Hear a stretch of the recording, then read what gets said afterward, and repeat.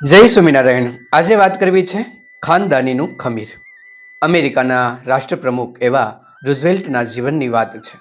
એક વખત તેમના માનમાં એક સુંદર મજાનો ભોજન સમારંભનું આયોજન કરવામાં આવ્યું હતું.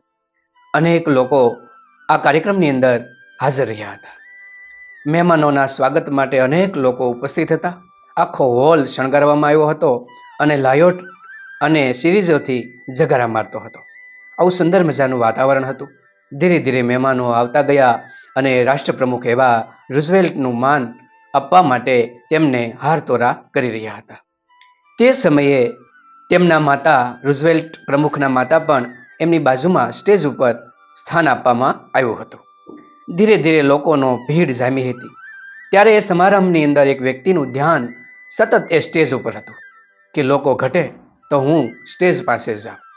ધીરે ધીરે લોકો ઘટવા લાગ્યા અને રૂઝવેલ્ટ અને તેના માતા એકલા હોય એવો સમય આવ્યો. ત્યારે પેલા વૃદ્ધ વ્યક્તિ ધીરે ધીરે એ સ્ટેજ પાસે ગયા અને રૂઝવેલ્ટના માતાને કહ્યું, મેડમ, સમય હોય તો મારે એક વાત કરવી છે. તરત તેમની માતાએ કહ્યું, કહો ને, શું કામ છે?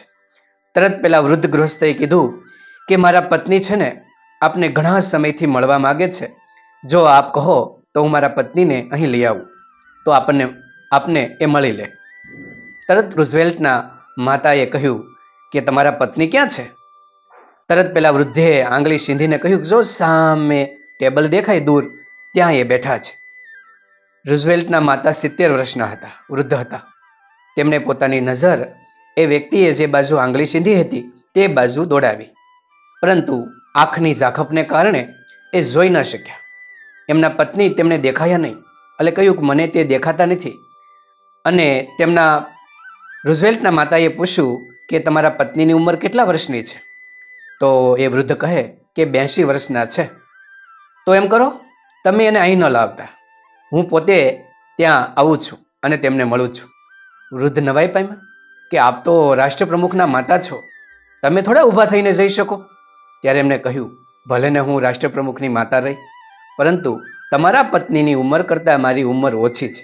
હું 70 વર્ષની છું, તમારા પત્ની 82 વર્ષના છે. આથી વડીલોનો આદર કરવો મારી ફરજ છે. આથી હું આવીશ. અને રૂઝવેલ્ટના માતા ઊભા થયા અને પેલા વૃદ્ધની સાથે ગયા અને તેમના પત્ની 82 વર્ષના જે હતા તેમને મળ્યા. પહેલાં તો વંદન કરી રહ્યા અને રૂઝવેલ્ટના માતા એ વૃદ્ધ સ્ત્રીને પગે લાગ્યા.